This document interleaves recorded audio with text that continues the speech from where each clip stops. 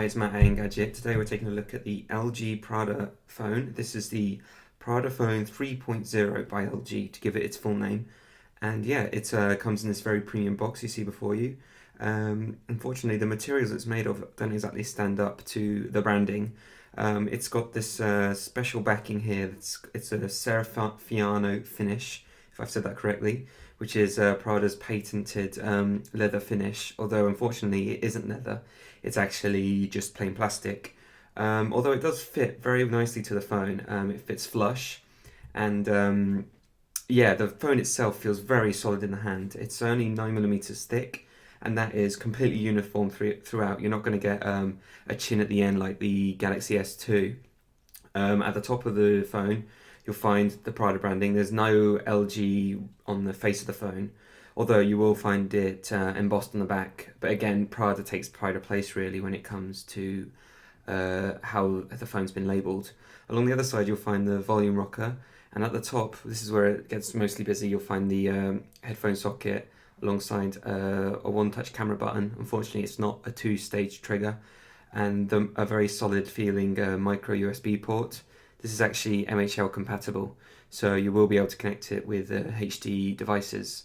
And then at the far end of it, there's a power button, which will light up when you press it, although it's quite difficult to see in daylight here.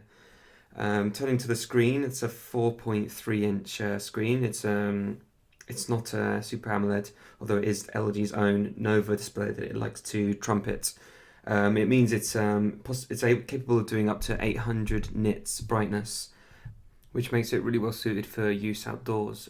You'll find no trouble if you tilt the brightness up to full whack, reading it outdoors in full sunlight.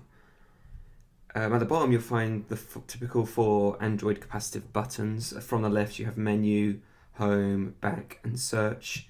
They only stay alight for a few seconds, so you'll find yourself constantly tapping them to remind yourself exactly where they are until you get used to it. At the top, you'll find the front-facing camera, while the rear-facing camera is a 8-megapixel affair with a paired LED flash. The camera is also capable of 820p video. You'll be able to see our sample here. Unfortunately, it's like other recent LG phones. There's no autofocus in existence. It kind of just passes the whole scene. So if you're looking to do some kind of macro videography, this isn't going to really be the one for you. Largely, the hardware inside is very similar to the LG devices we saw in 2011. You're not going to be really surprised by the performance of the device either. It's a dual-core 1 GHz processor, 1 GB of RAM. So in fact, there's less here than you got on the Optimus 3D. A new hardware addition is NFC. When it comes with its own built-in app already, you can also toggle it on from the drop-down menu. It's also pretty self-explanatory. You'll be able to assign tags to your phone to broadcast websites or contact details, or even text messages and emails. Again, you can toggle it on and off as if it was Wi-Fi or Bluetooth. The whole phone has been skinned in this monochrome Prada style.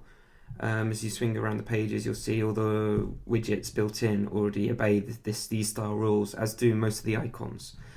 Fortunately, it's not limited to the mainstream Google products or built-in LG apps. You can actually transform any of the apps by holding it in place, tapping on the black pen you see here, and choosing one of several designs. There's a whole alphabet of letters as well, so even if you have a more esoteric app, you should be able to find something to assign to it. Fans of stock Android may not appreciate the efforts Prada and LG have gone to on the skin, but it suits the hardware, and it's pretty clear and obvious. It's quite nice that the whole thing is uniform as well. The built-in keyboard approaches stock Android gingerbread. It's very easy to use. Fortunately, due to the size of the screen, typing's pretty easy. But of course, given that it's Android, you can choose any keyboard app you want to use. The camera app is similar to what we've seen on other LG phones. As we've said already, the video quality isn't so hot because there's a no focus option. Although on stills the focus works pretty well. Options you can tweak are pretty limited. You'll be able to adjust the ISO up to 400 and change the white balance. Although apart from that, there isn't really much else to play with here. We can't fault the web browser, which is fluid and responsive. Pinch to zoom, and scrolling is all very smooth, and we were able to get to wherever we wanted on websites as we needed to. This is presumably down to the dual-core processor, which also had no problems dealing with shadowgun. Inside the glamorous packaging, alongside the phone and various adapters and cables, you also get a pair of Prada-branded in-ear buds, and we're surprised to say they're actually pretty good quality. The audio that comes out of them is both bassy and clear, which is kind of a nice surprise, really. But despite this premium edition, the phone still doesn't really stand toe-to-toe with the price point it's running at. Although the design chops are there, the quality of the build materials aren't quite, as are the technical specs. This is a phone with innards from 2011, and we've just started 2012 with plenty more phones left to be revealed for the rest of the year. So unless you're really desperate for that Prada branding, it's pretty hard to recommend against cheaper but similarly spec'd phones, or saving up that money and holding out for the next generation of Android smartphones. You can check out the full review at Engadget.com.